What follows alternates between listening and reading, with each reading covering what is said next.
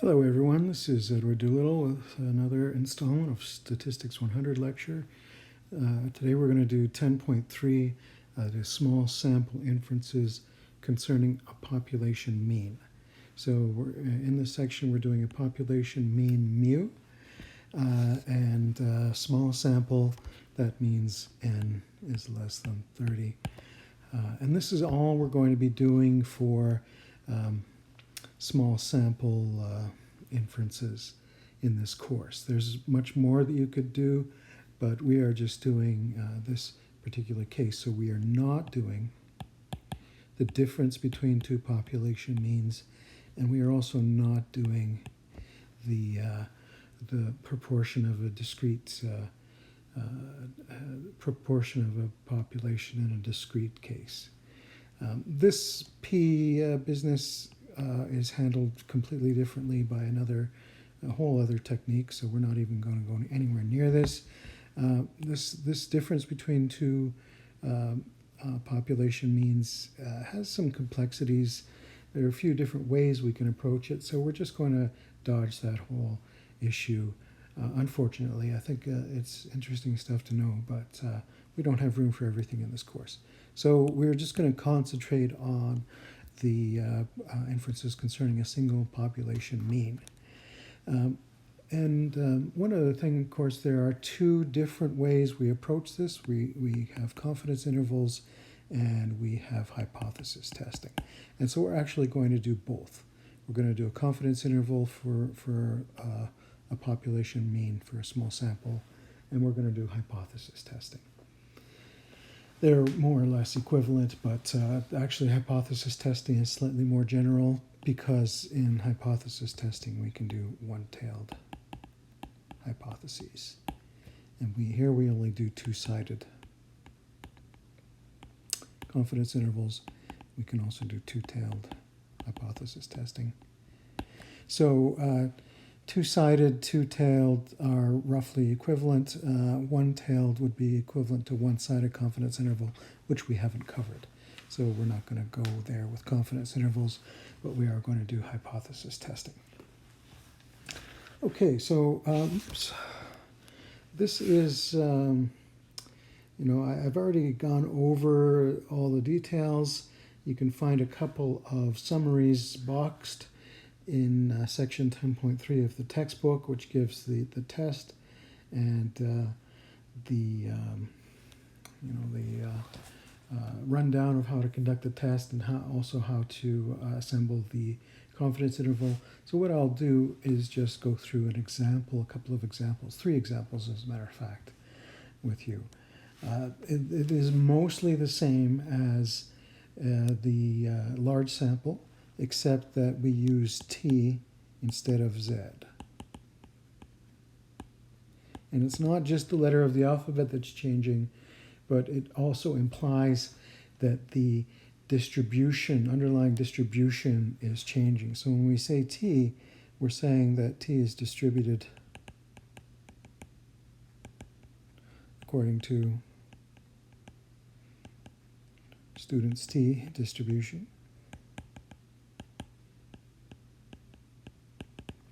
And here, this is the normal distribution that we're very familiar with. So when you do a problem, you have to determine whether it is small sample, and if it is small sample, then you have to use T. And T is not just the substitution of a letter of the alphabet, but it tells us that we have to use the T table, T distribution tables to find our critical interval. And one other thing before we get rolling on this, when we do hypothesis testing, the p-value. So the textbook has a discussion of how to do the p-value in the case of the t distribution, and it is woefully inadequate. The textbook's approach is basically useless, I'm sorry to say. And to make it any better, we would need either better tables or we would need to use computers, neither of which we have in this course. So I am not going to do the p-value for the t-test, just because we don't have the tools available to do it properly. You can see very rough approximations, and they're similar to the way that you would do approximations for the z, except that we don't have the correct tables available. And honestly, anybody who is doing this, who is calculating a p-value for a t-test, would be using a computer anyway. I certainly would. So I'm not going to go there with you. I just think it's kind of useless. And it's also a lot of work for us to do something that's really not worthwhile, given that a computer could do a better job in a fraction of a second. So this is something I'm just going to avoid. So we're only going to use the critical region approach for hypothesis testing. At least I am. You can find a discussion of p-values in the textbook, but let's not go there. All right, so with that all assembled, let's go through an example. We're going to pick example 10.3 from the textbook. And this is a new process for synthetic diamonds.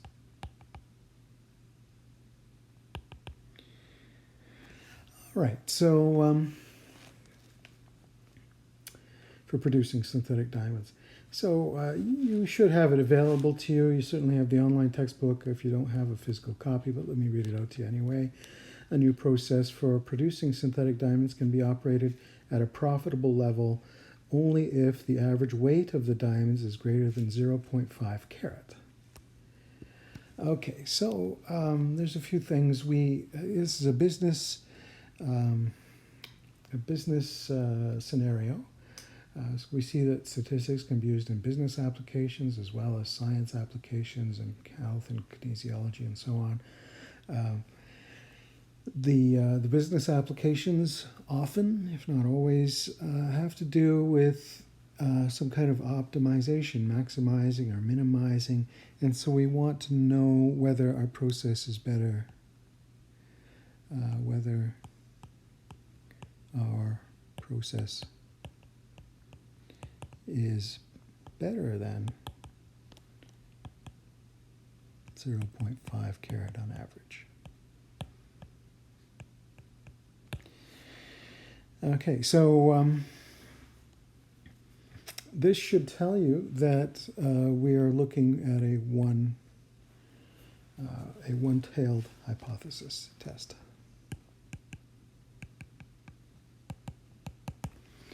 Okay, because we are looking for something better or more or greater than 0.5 carat.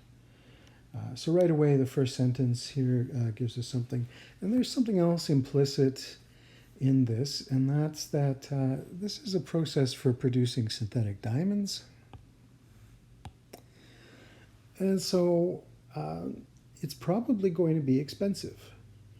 So do we want to produce 30 synthetic diamonds? I mean, if you only did your stats course up to chapter 9 and then you get hired by these diamond people and they say we want to do this test, are you going to tell them, yeah, you got to make 30 synthetic diamonds before we can apply the statistical methods? No, you don't want to have to tell them that. They're not going to be pleased if they have to make 30 diamonds for you to test. Given the expense of producing a diamond, we want to use small sample methods. So this is a clue in this problem anyway, that we have small sample methods. Other cases where you want to do small sample methods, cases where we have to gather specimens for biology. Do we want to catch 30 fish? Do we want to have to catch 30 fish before our statistics becomes valid? No. So this tells us small synthetic diamonds tells us that we're probably going to want a small sample. Statistics. All right, so right away, just from reading the first sentence of this thing, we've got a couple of clues about it. Okay, to evaluate the profitability of the process, 6 diamonds are generated with recorded weights of 0.46, 0.61, 0.52, 0.48, 0.57, and 0.54 carat. So N is 6. That is definitely small sample. It's definitely less than 30. And there's data is given to us. The recorded weights are 0.46 and so on. There's 6 numbers given to us. That in itself is also interesting. That is notable because in previous problems in chapter 9, we had say 30, 40, 50, 100 that or more data points, measurements, 100 100 measurements. Now, for me to ask you to calculate the mean and the standard deviation of 100 data points would be certainly unreasonable. And it would be a waste of time, waste of your time in a test situation. So, I want you to be able to do a problem in a reasonable amount of time during an exam or a test. Asking you to take the average and especially the standard deviation of 100 measurements is just beyond what's reasonable. But when there's only 6 measurements, it is quite reasonable for me to ask you to calculate the mean and the sample standard deviation, the sample mean and the sample standard deviation. So in this problem, you just get the raw data. You don't get the mean and you don't get the sample mean and you don't get the sample standard deviation pre-calculated for you. So that is an interesting feature of many of these small sample questions, is that you have to do this calculation yourself. And so, as I told you at the beginning, and I know some of you listened and some of you didn't, but I hope you're listening now, you need to know how to calculate the standard deviation. You need to use it about 4 times during the final exam, or more. I don't know. I mean, it could end up being more than 4 times. But I can think of 4 questions that I could reasonably ask out of 10 on a final exam that would require you to calculate S. If you do not know how to do this, you had better learn how to calculate S correctly. And I don't mean by taking estimates. I don't mean by and I don't mean by kind of slapping down the formula and misinterpreting it, as some people still did on the midterm. You really have to learn how to do this right, or it is going to cost you. Okay, so that a few warnings, and again, I mean, this is all implicit in the problem, and I am making it explicit. Okay, next, the real question of the problem: do the 6 measurements present sufficient evidence to indicate that the average weight of the diamonds produced by the process is in excess of 0.5 carat? All right, so this is a hypothesis. We have a hypothesis. We want to know whether the mean of our production process is greater than 0.5 carat. All right, so that's the question that's being put to the researcher. We need a corresponding null hypothesis that it's equal to 0.5 carat, which we're going to make as our assumption. So we're going to assume that that's correct. And under that assumption, we can then calculate the t statistic, and it's proper to use t because the sample size is small. It's a small sample. So we're going to use a t statistic. The formula is the same as the z, but the distribution is different. That's why we use the letter t to remind us. So the formula for the t distribution is x bar minus mu sub 0. This is mu sub 0. That's a number. And we divide by s divided by the square root of n. And just as a reminder of the correct order of operations here, I'm putting some brackets in. All right, so you calculated the mean of that set of numbers that I read out. It's in your textbook. The calculation of the mean isn't there, but it says You can use your calculator. Don't just let your eyes glaze over and take their word for it. You should actually go and do it. So go now, calculate the mean and the standard deviation of those 6 diamond weights. Hit pause and come back, and you should verify that the mean is 0.53 and the standard deviation is 0.0559. Oops. There. And mu sub 0 is 0.5. Okay.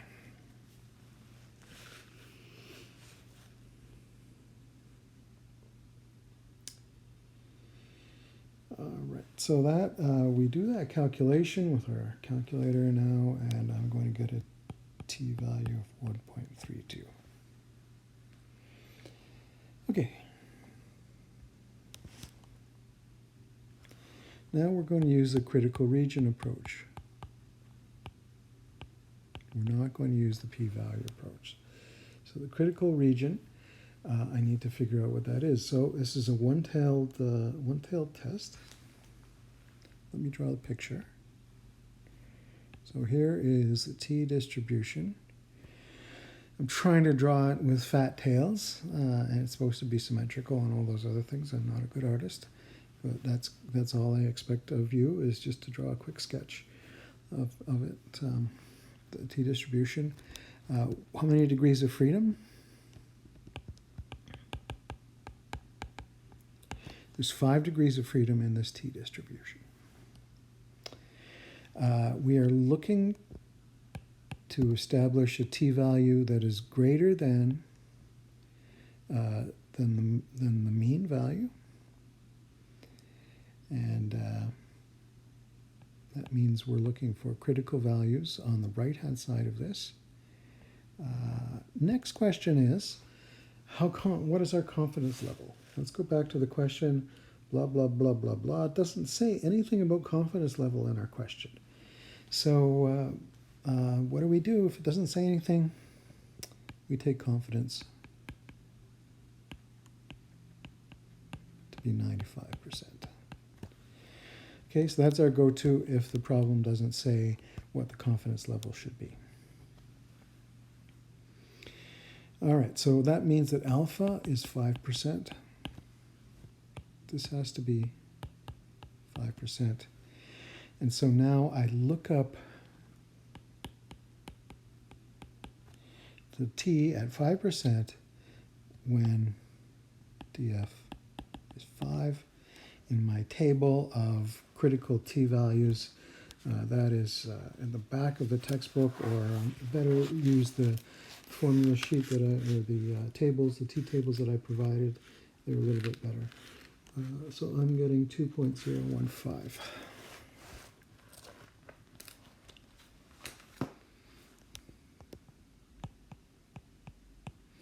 Okay, where is the rejection region? Where is the acceptance region? The acceptance region includes everything that includes 0 all the way up to the critical value. So this is accept. This is reject. Where is my measured t? My measured t was 1.32. It is around here somewhere. Is it in the acceptance region or in the rejection region? It is in the acceptance region. So we're going to accept the null hypothesis. Remember, when I say accept or reject, it's always with reference to the null hypothesis. Okay, so what this final conclusion, what this really says is that we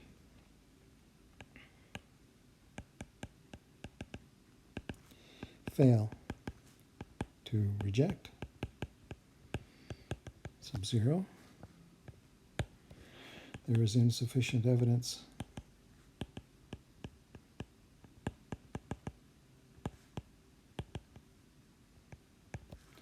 that the mean weight of diamonds from our process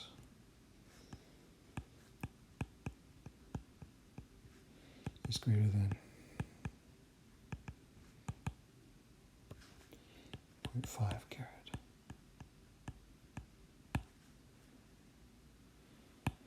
At the 95% confidence level.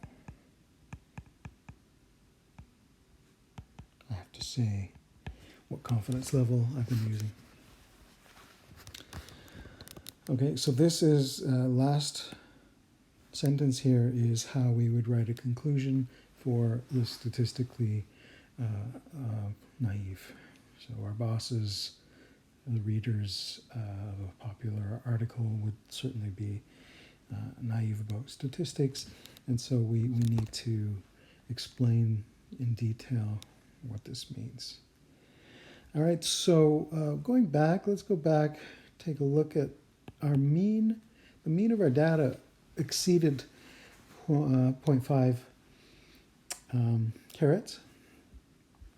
And so someone who was naive about statistics would say, oh yeah, look, our sample exceeds a half a carat, so the process must produce diamonds that are larger than half a carat on average, because our sample certainly is. We are not naive about statistics, so we know to question that. We may have got a biased sample, a sample that's been skewed, a sample that's just unlucky, and so this alone is not sufficient evidence. We need to apply the statistical test, and when we do, we find that there is still not enough evidence that the mean weight of the diamonds is greater than 0.5 carats.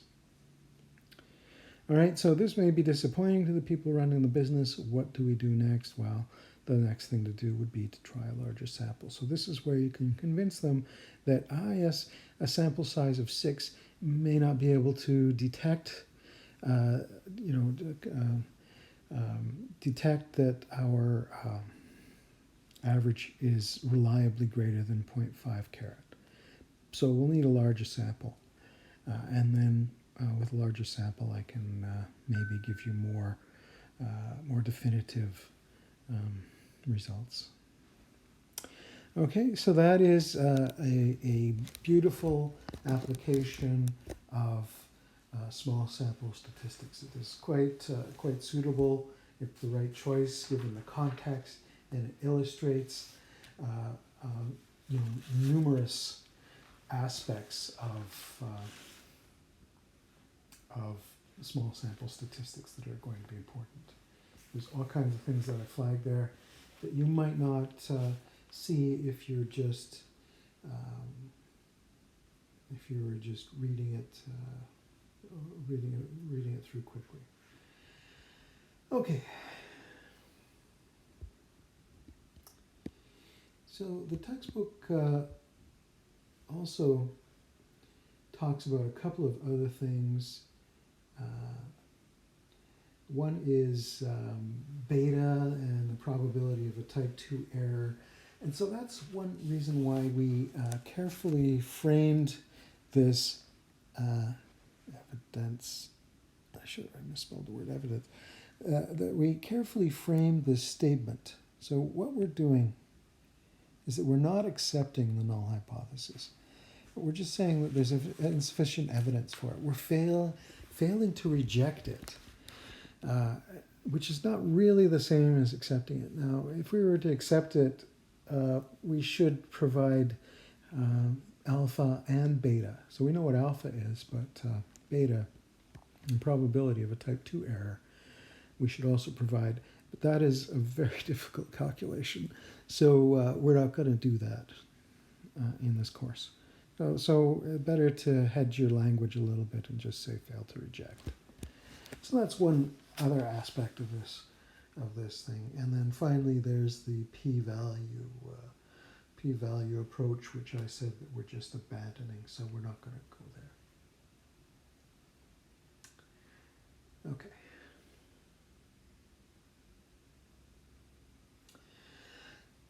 Next, let's take a look at a two-tailed example. So we're going to take a look at example 10.4 of the textbook. Let me read it out to you just a little bit, but you should refer to it in your copy of the textbook. Labels on 3.79 liter cans of paint usually indicate that the drying time in the area that can be covered, or the drying time in the area that can be covered in one coat. Most brands of paint indicate that in one coat, 3.79 liters will cover between 23.2 and 46.4 square meters, depending on the texture of the surface to be painted. One manufacturer, however, claims that 3.79 liters of its paint will cover 37.2 square meters of surface area. To test this claim, a random sample of 10 3.79 liter cans of white paint were used to paint 10 identical areas using the same kind of equipment. The actual areas covered are given here. Okay, so again, this is a small sample. N is 10 in this case.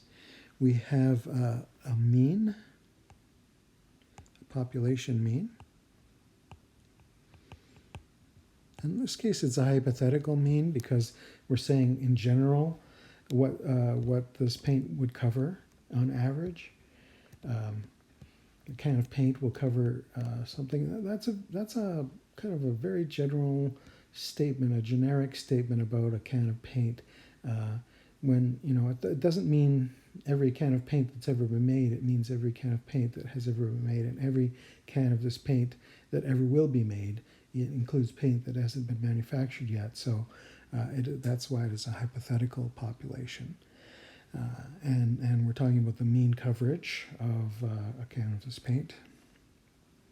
So it's a population mean, it's a measurement. There are 10 measurements given in the textbook, and again, you need to calculate sample mean and the sample standard deviation based on that data. Those calculations have not been done for you in advance, so you should do them yourself. So again, take some time, hit pause on the video, go write down, copy the data onto a sheet of paper, and then do that calculation yourself. Figure out what the sample mean and the sample standard deviation are. Okay, so I'm assuming you've done that and you're back.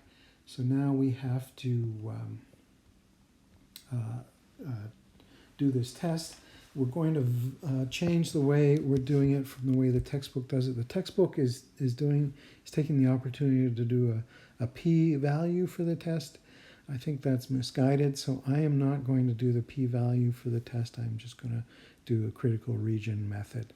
The only thing that really distinguishes this question from the previous one, at least the way I'm doing them, is that it's two-tailed rather than one-tailed. So let's do it. Okay, so the hypotheses, we should write them down. So we are testing the manufacturer's claim, and that means we're interested in whether the actual population mean is different from the claimed value. So this is a two-tailed test.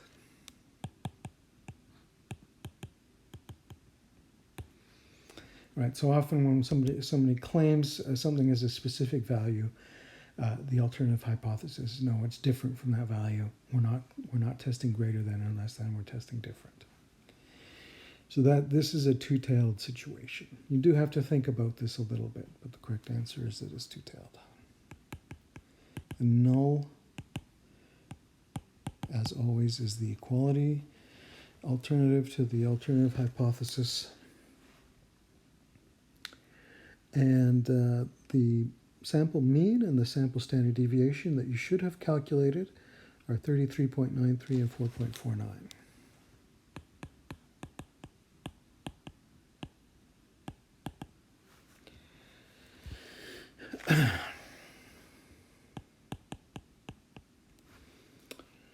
All right, so now we're ready to take the next step to calculate the test statistic, which in this case is a t statistic because it is a small sample situation.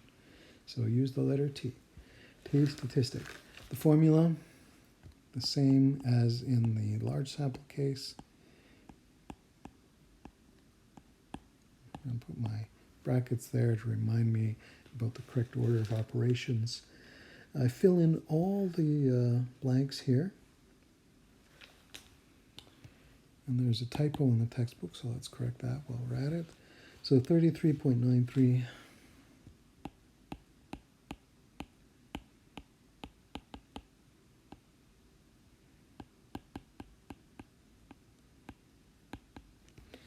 And we're dividing by the square root of 10, not multiplying by the square root of 10. So correct that typo. Final calculation, you should be getting negative 2.30 as the test statistic. All right, so this test statistic is distributed according to a student's T distribution. I'm trying to suggest that there are fat tails here. Same shape as a normal distribution, roughly. Mean is always at 0, and then I am going to need to do the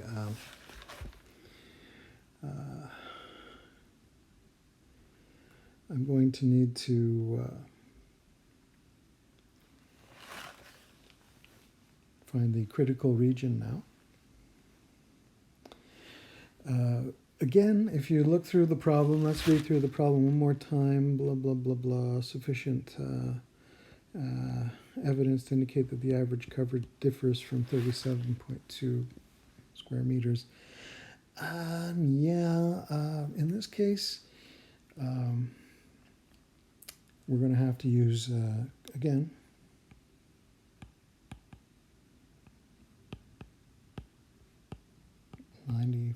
%, because the problem does not give us a confidence level.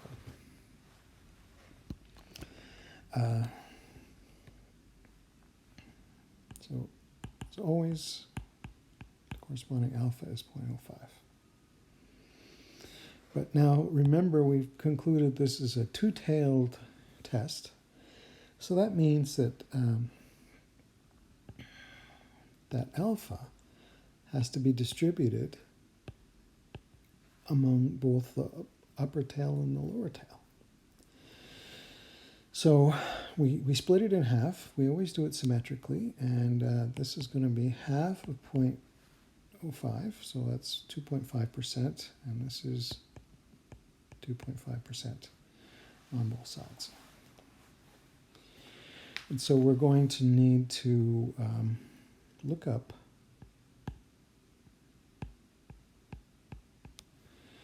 not Z. I did not just write that. I should have written T, so forget I wrote Z there. Okay, so we have to look up this. Half, we're interested in the critical value at half of alpha. So T sub alpha over 2. Alpha is 0.05, so alpha over 2 is 0.025, and this is what we're going to look up in our table. We also need to know, of course, the degrees of freedom. Formula for that is n minus 1, and so n is 10, so df is 9. So we're going to look up 0.025 row, column, and then 9 is the row. So let's pull out our T table here, and I have got 2.262.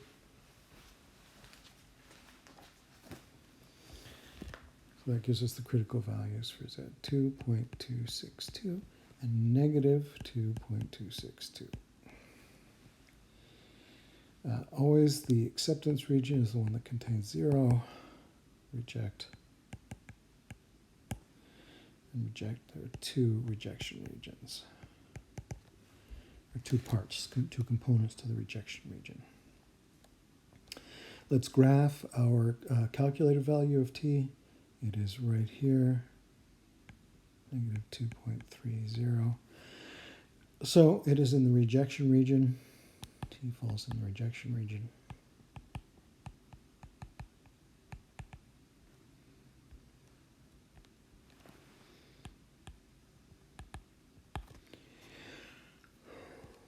So we reject sub-zero conclusion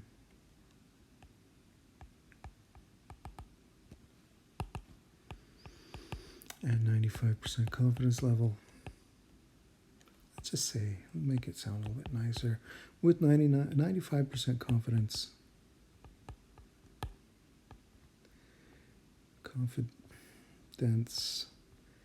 there, we conclude that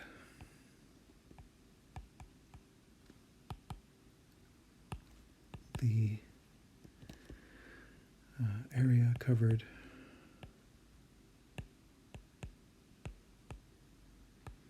by a can of this manufacturer's paint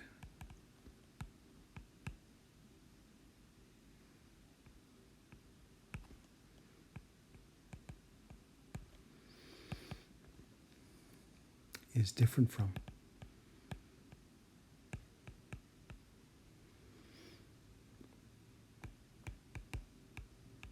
37.2 meters squared. All right, notice that I very carefully designed this statement. I'm saying different from. You may say it looks like it's less than, because all of our, our sample mean was less than the target value of 37.2. And yeah, it sort of looks that way, but we have to be very precise when we do statistics. So the hypothesis we were testing was it is different from or it is not different from. So that is the only conclusion that we can draw, whether it is different from or not different from. Right? So we have to make that statement very carefully. So you can't just fly around and then conclude, oh, it's less than, even given the data that we have. So we didn't test that hypothesis. We didn't test less than. And for us to go back and test that new hypothesis is actually not fair game. We were given a question. We conducted the research. We gathered the data. We analyzed it in answer of that question. We can't use the same data to answer a different question. It is not considered proper statistics. And it's actually academic misconduct if we do something like that. So we have to be very careful in the conclusions that we make. I know that this is a bit unsatisfying. It may seem a bit unsatisfying, but it is the right thing to do. And the American Statistical Society, American Psychological Association, and so on, have all come out and made statements on this issue and say that the most we can conclude is that it's different from in this situation.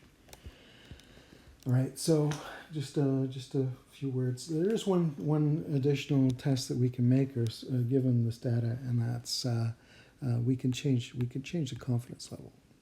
We can confidence level.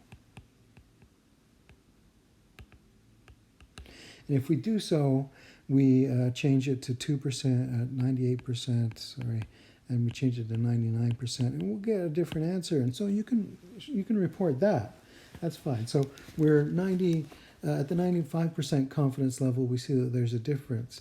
At the 99%, 99% confidence level, we don't see evidence of a difference.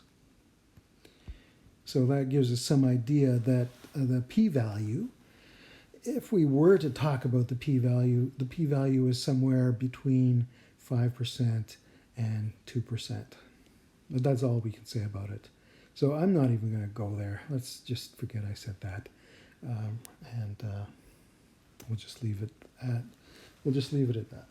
So there's a whole bunch of stuff in the example in the textbook about calculating or approximating the p-value. Sadly, I would say just ignore it. Okay, so there is one other thing that we can do with this. The same example, we can do confidence interval CIs.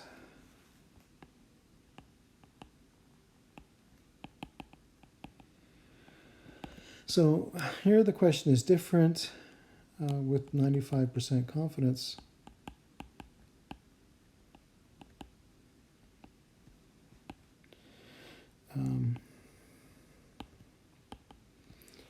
what can we say about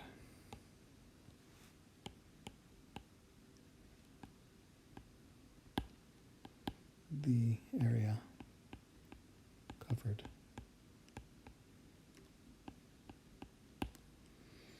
Average area covered by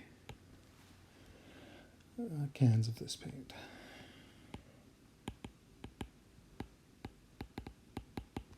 So this is back to chapter 8, material confidence intervals. There is a simple formula given for confidence intervals, and we are just going to make a variation to that. So for small sample confidence intervals, it's exactly the same formula as for large sample confidence intervals, except we use t instead of z.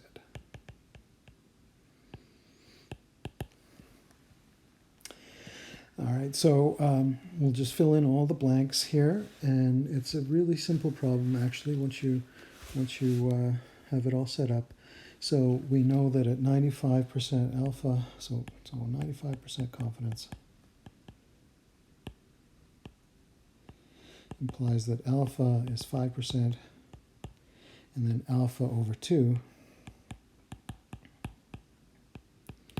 So we have to use alpha over 2 in our confidence intervals, and then also we have degrees of freedom is 9 still because there are 10 data points in our sample. So we're going to get the same critical value as before. T sub alpha over 2 is, in this case, 2.262. Okay, it's the same lookup.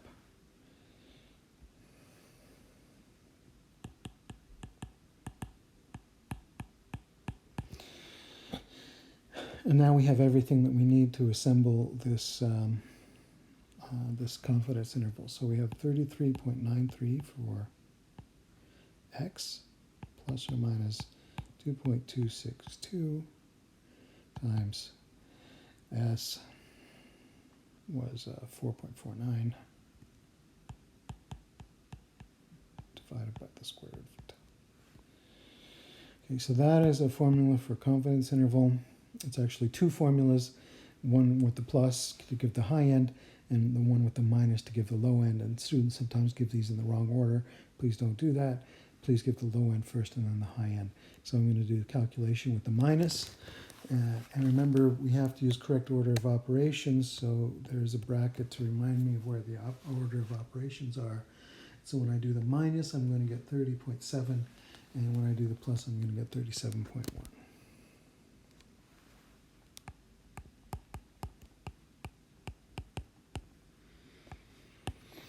Okay, so that is our confidence interval. We're 95% confident that the true average coverage of cans of this paint is in this interval. Notice that 37.2 is outside of the interval, so this is an alternative way of doing the same, getting the same information as the hypothesis test. The hypothesis test, we're wondering, is 37.2 in our 95% confidence interval? It turns out that it's not, so that gives the same answer as the hypothesis test did, that the coverage is, we're 95% certain that it's not 37.2. All right, so that is three different examples of small sample hypothesis testing. The rest are mostly the same, except, there's this p-value thing that the textbook does that we're not going to do. All right, so that is it for chapter 10. Actually, that's all we're doing in chapter 10. That's just the hypothesis testing and confidence intervals for the mean small sample.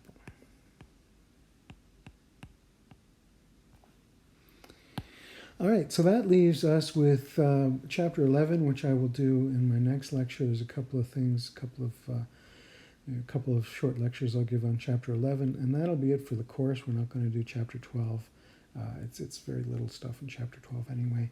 I don't feel too bad about that. So we're just gonna finish off chapter 11, and that's it. So I'll see you maybe tomorrow with chapter 11, and have a nice Easter weekend.